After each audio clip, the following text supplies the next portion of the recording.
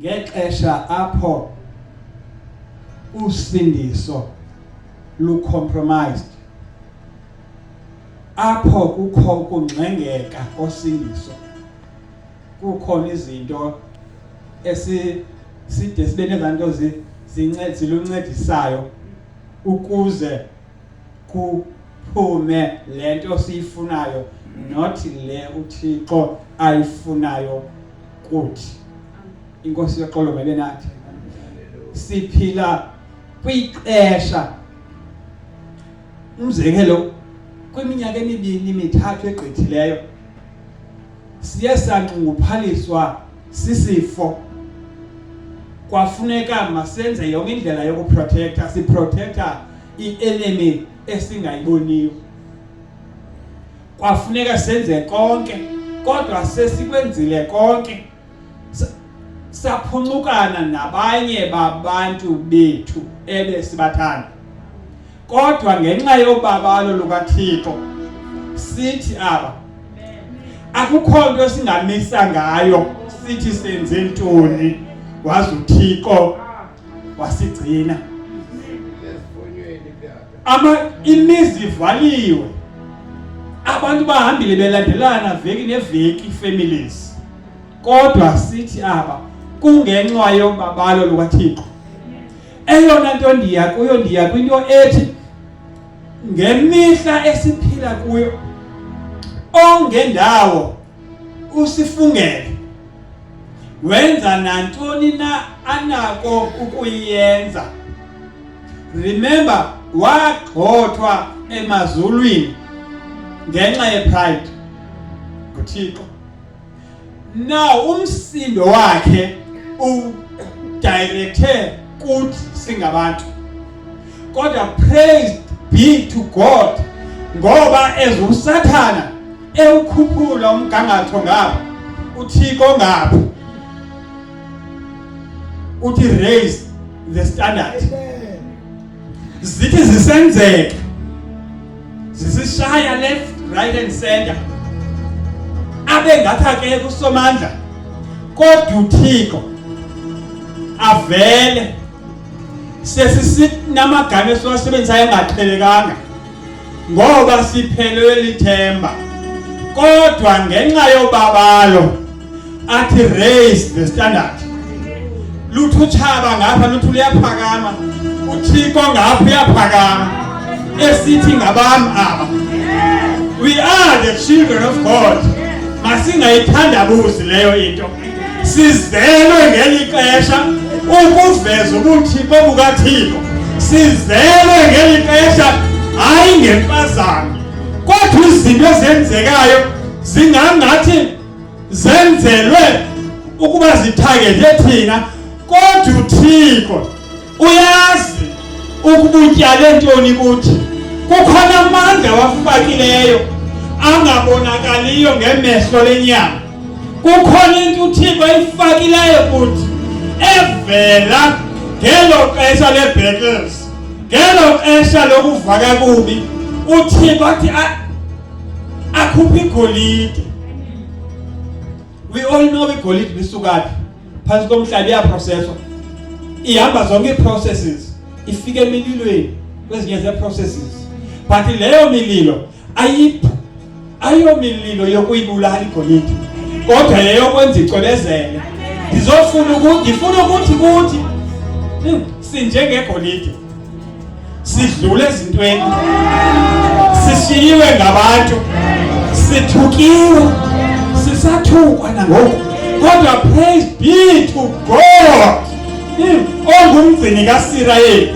Ethi iBhayibhile akalala kozeli umgcini kaSirayeli. Sibona ukuthandwa nguThixo siyile generation apha izinto ingathi zibaxeke khona, apha usuku nosuku ziziganeko ezoyikisayo ezihambisa umzimba. Sibona uThixo ngamandla akhe asigcina ngawo, sibona uThixo ngenxeba yakhe phezu kwethu. Akukho nto sayenzayo ukuze sibe siyayideserve inxeba kaThixo, kodwa ngoba esithandile sithi aba sikule ndawo Inkosi yoxolo mayibe nathi. Ngokufutshane nje ngicela sifunde uJeremiah ichapter 1 siqale ku verse 4.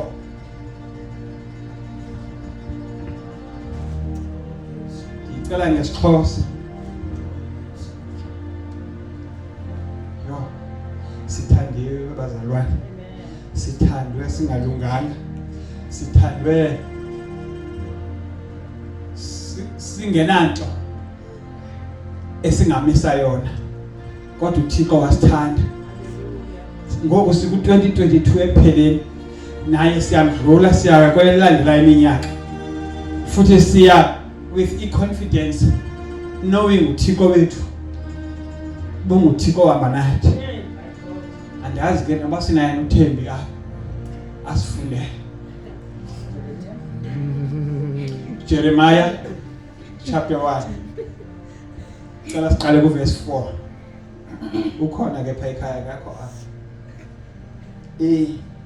Jeremiah chapter 1 iverse yesine. Yes sir.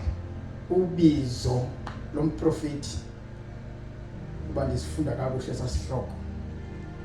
Kwafika ke ilizwi likaYehova kum lisithi, ndingekakubumbi esizalweni bendikwazi, ungekaphumi embilini ndakungcwalisa, ndakumisa waba ngumprofeti wenhlanga.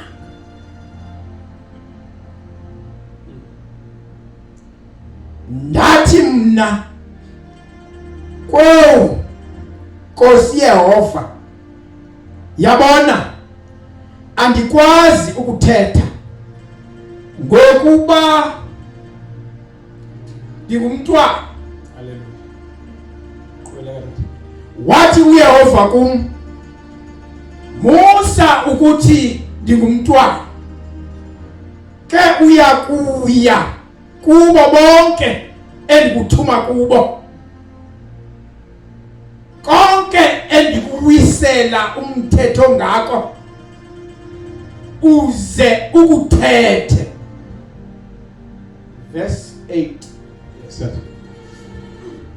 Uze ungaboyiki ngokuba ndinawe, ukuba ndikuhlangule, utsho uYehova.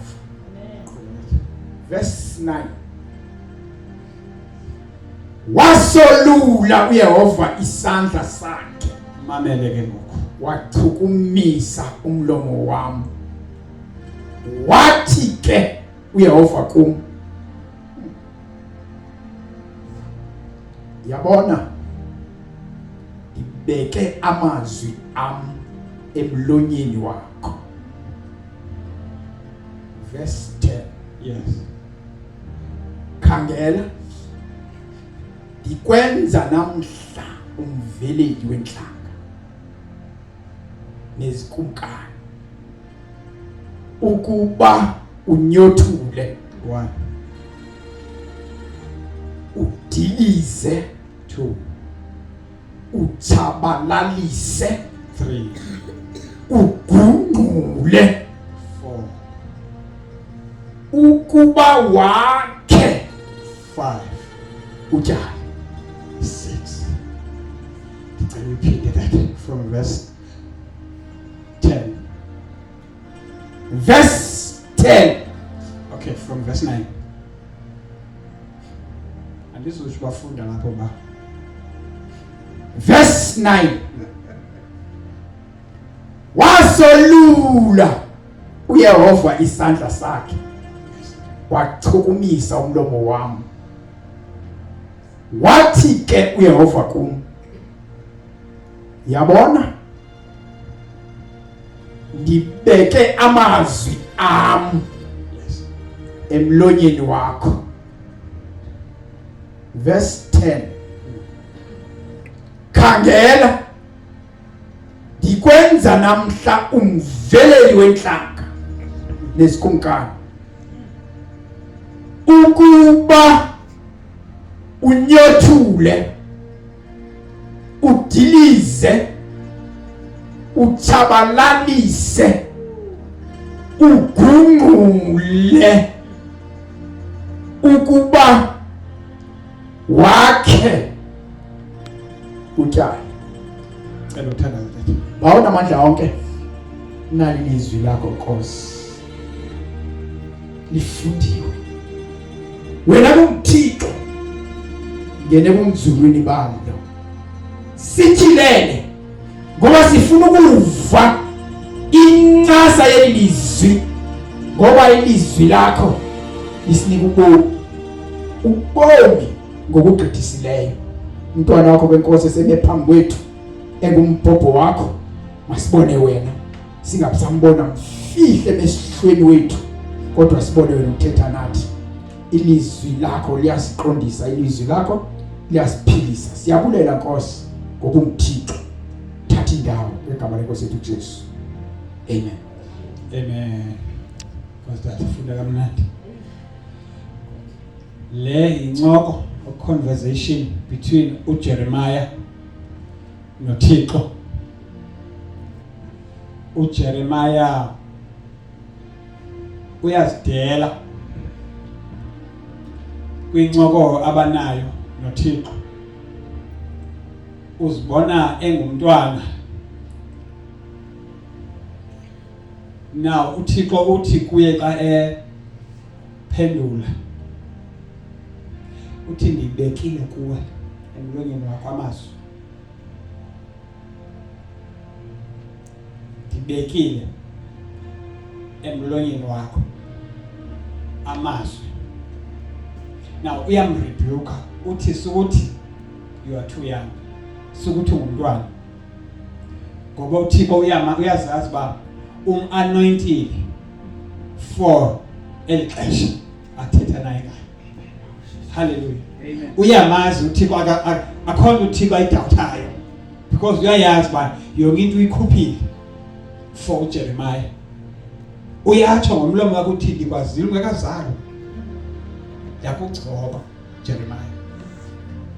Now uthi uThixo ngekuJeremiah xa esidawuthe njalo, uthi uThixo ndiwafakile amazwi emlonyeni wakho.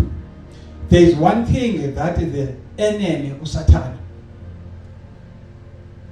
uyazithatha zonke izinto zethu, uyasidela izinto esizithandayo, but there is one thing angenawo amandla kuyithatha, into ephuma emlonyeni wethu. So now akuThixo ke ngoku uthi kuJeremiah ndikunikile ilizwi, abophila ambokwenza i-exploits ngoba mina ndinguThixo ndikugcobile. Now uyadlula ke ngoku uya kule verse igqiyo funda yokugqibela, ndibale izinto kuyo apho amiyalelayo uba makayothini. Imani freezer ke lento yami apha ndiyazi uba iva kuthiwa kuthini. Ndifuna laa ndawo ethi, okay, see today I appoint you over the nations. That is, uyamkhupha uThixo uba makayezizweni. Ivangeli ke lanamhlanje lelalonto, i-assignment esiyinikiweyo nguThixo is to go to the nations. Ithi iBhayibhile xa ichaza siyokwenza abafundi zonke intlanga. Hallelujah.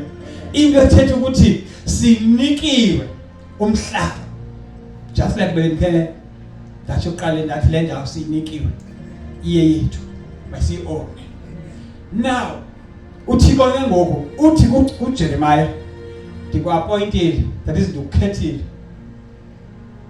atsho emnika izixhobo amakayozisebenzisa kwezi nations amkhethele zona. Utsho ezibala kathi ndihlale esiXhoseni, isiXhosa sami okay mandisikhangele mhlawumbe uzasifumana. Ndifuna la ezaa zinto bendizibala uba ungandincedisa kwenzela uba ndingatyi ixesha. Khangela ndikwenza namhla umveleli wentlanga nesikumkani ukuba unyothule, yes, ukuba udilize, ukuba uthabalalise, ukuba ugungule, ukuba wakhe utshani. Amen. amen. Ithi ndikwenza uveleni namhla wenhlanga lezikumkani ukuba unyothule, meaning uyoncothula nengcambo zonke iziseko, zonke izinto ebekuthiwa zizitrap ezibekiweyo endleleni yakho. Jeremiah, hamba uyozincothula zonke izinto ezazinto kuthiwa kusele itrap ngokwase emakhaya kwakhona ke into sasiyenza kuthiwa yayimigile for idaka. So ithi ke ngokulendo kuJeremiah makahambe ayokuncothula, ayokugungula iziseko, ayokugungula zonke izinto ezenza okokuba yena Jeremiah njengandoda eanointiwe nguThixo. Kodwa lanto ethi ayonyothula zonke, ayosusa izibi, enze zonke izinto kodwa kuphuma ubomi kuye yena Jeremiah ezizweni anyway, not only to Jeremiah ezibala ngohlobo lesibhalwa ngayo apha. Uthi uThixo ekugqibeleni xa sezenzile zonke ezo zinto zokunyothula, zonke ezo zinto zokudiliza, zonke ezo zinto ubekushiyeka ke ngoku athi wakhe utyale. After yenzile yonke le action yokwenza zonke ezi zinto singezo zidingo, umshiya ke ngoku ne-assignment yokuba Jeremiah wakhe utyale. Hallelujah. Now ndizowuthi ke ngoku apha kuthi uThixo usinikile ukuthetha phezu kwezinto. Now zonke siphile sade salibala amandla siwanikiweyo nguThixo okuphila ngenxa yepressures zobomi. Siye salibala okokuba kunamandla uThixo asinike wona okokuba siphile.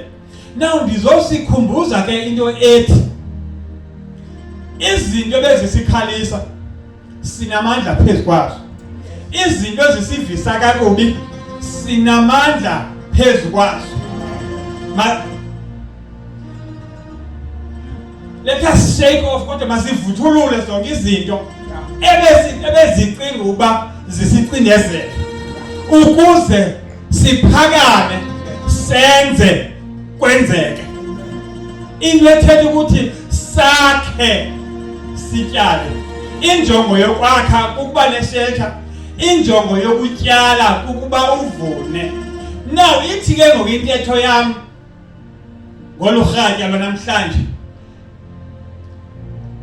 the power of the spoken word. Sinamandla okuthetha ilizwi kwenzeke.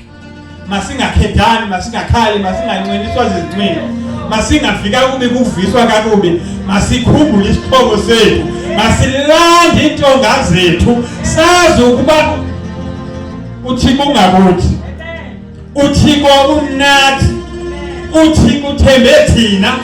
Nantoni neyenzeka kweli lizwe kobu bubhudubhudu benzekayo elulawulweni, uThixo uyazi. Ebindawo kuwa only the God fearing man engaliphathe lelizwe. Into ethetha ukuthi ke ngokuthina amakholwa, let us stand in the gap for the anointed man of God eyakuma isihlangule kule ngxubakaxaka ilizwe elisikulo ekuyo. So sinamandla selulumini lwethu lokudala okuxelela intaba mazifunquleke ziphoseke elwandle. Masingawadeli lawo mandla. Bubutyeni obu sibunikwe nguThixo. Hallelujah. Masiphakame senze kwenzeke, masakhe sityale. Izizwe ziyakhala abantu bayancakama kodwa uThixo uyazi kunabantu ababekile elizweni unabantu abayazi babekile entabankulu ukuze baphakamise ikingdom yakhe kodwa these days ivangeli esiliphilayo linhlahlombini kukho ivangeli lezinto kukho ivangeli eli-gospel of Christ. So now umsebenzi wethu ayikokuhamba sisithi abaya baphila kanje kodwa kuba sibawine sibazise kwelicala. These days ivangeli eshunyelwayo yezinto but praise be to God ngoba nina niqelelwe ngevangeli kaKristu elibubomi. Aniqelelwanga uba your house is coming, aniqelelwanga uba your car is coming, kodwa niqelele ukuba bukhona ubomi kuKristu. So masivuke ebulaleni. Let us be sober, let us be vigilant. Sazi uThixo ungumniki bomi, ayikho enye into, akancediswa nganto, akukho nto ongadlula kuyo uthi uyayifaka udibanise naye uye yena phakathi. Hallelujah. Akukho manje efuneka sidlule kuwo, akukho ntambo efuneka sidlule kuzo, akukho makhandlela efuneka sidlule kuwo. Eyona nto ifunekayo kuba nobudlelwane noKristu ongumphilisi, uKristu ongumhlanguli, uKristu ongumkhululi, uKristu kuko konke esikudingayo. Inkosi yonkolo mayibe nathi, masakhe ubudlelwane noKristu. Siphuma kwi-families apho besithi xa siye ezikolweni kube khona into esizixhayitwayo kuthiwe siyaqiniswa ukuze xa sifika phakathi kwabanye sifike sisemandleni. Sikhuleke naloo nto up until now sade sacinga okokuba ukulungelwa kubomi kuba kufuneka ube nento ozincedisa ngayo. But I'm saying kuthi ngolu rhatya namhlanje uKristu ulithemba lethu. uKristu ungumthombo wompompoza ubomi. Masijonge kuye kuphela. Kulapho izinto zethu zawuluka khona. Sisiwe kwindawo ngendawo ngesizathu singamakhaya. Kusithwa nansi into icinezela abantu, kusithwa nansi into ihamba phezu kwendlu, kodwa namhlanje kukwamakhaya kusahamba izinto. Hallelujah. Ngoba ithemba labo lisezintweni, bancediwe bade bafa nabo nokufa nabo bantu bebanceda. Kodwa uKristu, he remains God. He is still alive. Usethroneni yakhe, uyaviva, uyazikhupha iiphaseli zethu, kodwa thina siwavalile amehlo ukuze sikleyime izinto zethu. Hallelujah. Ndizosikhuthaza ngorhatya ukuze sijonge koyimbangi nomgqibelelisi wokholo lwethu uKristu Yesu apho izinto zethu zifihlwe khona. Hallelujah. Hallelujah. Hallelujah. Kodwa xa ndivala ndirhalela ukuthi ezisikhona apha sini-experiences ezahlukahlukeneyo zobomi. Singene kwizinto ngezinto, sisiwe kwindawo ngendawo ngabantu bethu ngenjongo yokuba kulunge, akwalunga nto bemka nabo bantu bethu kwashiyeka thina. Hallelujah. Let us stand firm elizwini uThixo asithembise lona. Uthe akozeli akalali, ungumgcini kaSirayeli. Masibambe sosithembiso ukuze siphile. Izinto ezisixakayo namhlanje azithethi ukuba masingabi na voice phezu kwethu, masingabi namandla phezu kwethu. Izinto abathi abantu sizizo, asizizo, kodwa siyilento athi uThixo siyiyo. So let us not bow kwi-pressures zobomi apho uzawuxelelwa le nale sisizalwane noba ngubani.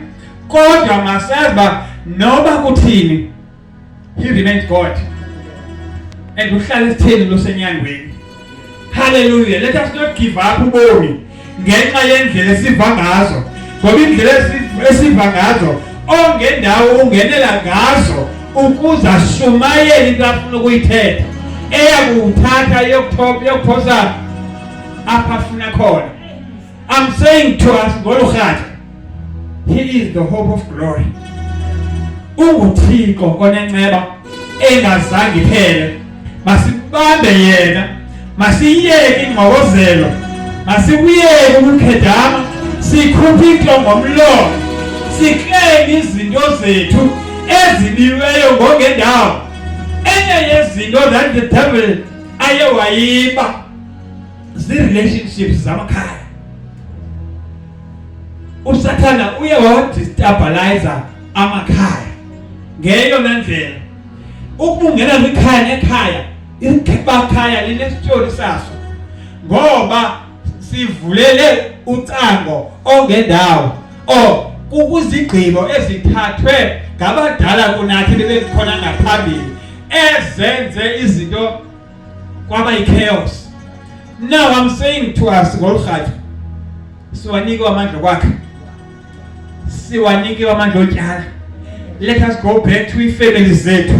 Let us go back to community yethu. Masihambe siyolungisa into zethu, masihambe sibe zero models zelizwi likaThixo, masihambe siyolanda abantu bethu, masihambe kuphindoda kophe Mephibosheth eyalimalayo yakhalela, yathi ngenxa yesimo sayo yayiluza lento ekuthiwa ithemba, kwaphela isiya elodipha kwamakiri eyindawo yokuzibhubhisa. Hallelujah. Kodwa kwaba khona usuku apho kwavela ilizwi elithi, okay, kuvela iking inombuzo ba akukhona oyedwa na endinomenzela inceba ngenxa kaJonathan. Hallelujah. Now iyavela impendulo kwaba around with negativity ithukhona, kodwa akakho usele lodipha giving iattitude ethi miyeke lowo ngenxa yendlela abantu abangasingayo. Siyambulela kodwa uThixo othembakeleyo, ngoba zange kujongwe icondition yakhe, kodwa umsa wenkosi wawumile for yena ukuze ahlanguleke. Let us go back to amakhaya ethu, siyolungisa ukuphila kwethu, siyolungisa izinto zethu, siyoclaim ijoy yethu, siyoclaim uxolo nabantu bethu, siyoclaima nantoni na esenzekeleyo. These days sinabantwana babheka ngapha, sibafuna ngapha, sine siblings sizifuna ngapha, sithetha le. Hallelujah.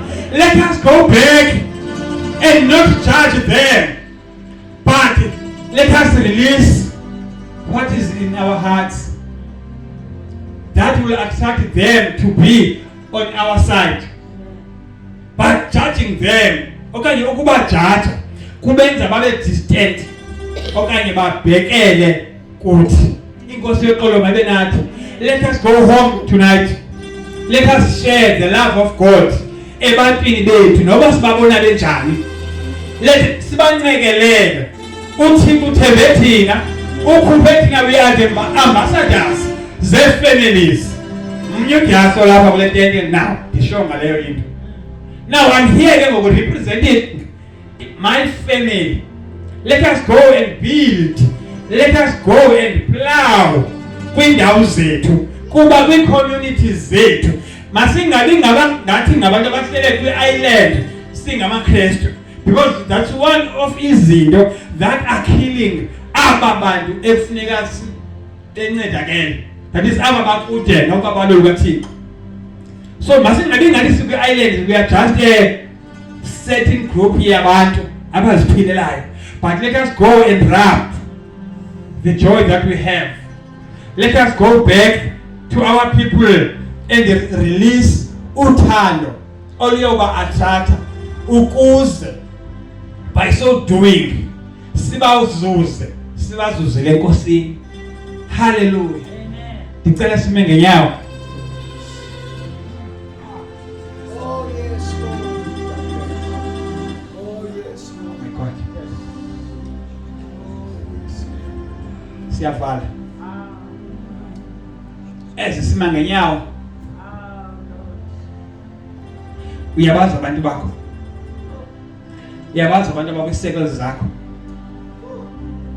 Uyalazi ikhaya lakho. Uyayazi indlela okhule ngayo. Uyayazi rejection. Uyazazi zonke izinto ohlangane nazo. Usisiqo. Asithethe ngegroup of people now. Sithetha ngawe. Usisiqo. Ndikhalela ke senze lento ke ngoku esisivalo. Siya kuThixo. Sithi Thixo ngenelela kwisimo sekhaya lami. Ngenelela kubantu bami. Dala phakathi kwethu nabantu bami ubushushu bamakhaya. Eyona ndinyanisile ba sikwinyanga kaDisemba ngoku. The month of December inyanga yothando. But you will see the opposite. You will see amakhaya silwa. More especially ngezantsuku zokubuya kwabantu bonke. People are fighting over nobenani babakhona. But people are fighting ngobundlalifa. Abantu balwa ngoba beclaim izinto. But now let us turn things around. We pray for amakhaya as individuals silapha ukuze uThixo awafukame amakhaya ethu asixake izinto ezisixakayo. Kukho abantu ababhacayo abakhetha ukungabuyi bazophila